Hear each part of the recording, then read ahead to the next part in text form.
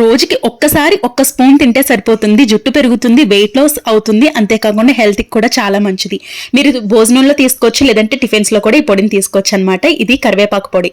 చాలా సింపుల్ అండి, చాలా ఈజీగా తయారు చేసుకోవచ్చు. ఒక అర స్పూన్ వరకు జీలకర్ర, ఒక 2 స్పూన్స్ వరకు ధనియాలు బాగా వేయించుకోవాలి.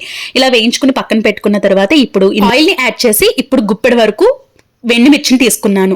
ఇక్కడ నేను 2 గుప్పెల వరకు కరివేపాకుని తీసుకుంటున్నాను కాబట్టి 1 గుప్పెడు వరకు ఎండుమిర్చిని తీసుకున్నాను అనమాట. ఇది బాగా వేయించుకున్న తర్వాత మళ్ళీ అదే ప్యాన్ లో కొంచెం ఆయిల్ ని యాడ్ చేసి కరివేపాకుని కూడా యాడ్ చేసుకుని చక్కగా ఫ్రై చేసుకోవాలి. మనకి క్రిస్పీగా అవ్వాలండి, అంటే పొడి పొడిలాడుతూ చక్కగా కరివేపాకు వేయించుకున్న ఎండుమిర్చి అలాగే ధనియాలు జీలకర్ర బాగా మిక్సీ పెట్టేసుకుని పొడిలాగా చేసుకోవాలి. ఇప్పుడు ఇందులో వేయించి పెట్టుకున్న కరివేపాకు, ఒక నిమ్మకాయ సైజ్ అంత చింతపండు, అలాగే 10 వెల్లుల్లిపాయలు తీసుకుని ఉప్పుని తీసుకుని బాగా మిక్స్ చేసుకుని పొడిలాగా చేసుకోవాలి. ఇదిగోండి కరివేపాకు పొడి అనేది రెడీ అయిపోతుంది. గాజు కంటైనర్ లో స్టోర్ చేసి పెట్టుకుంటే మనకి నెల వరకు కూడా నిల్వ ఉంటుందండి.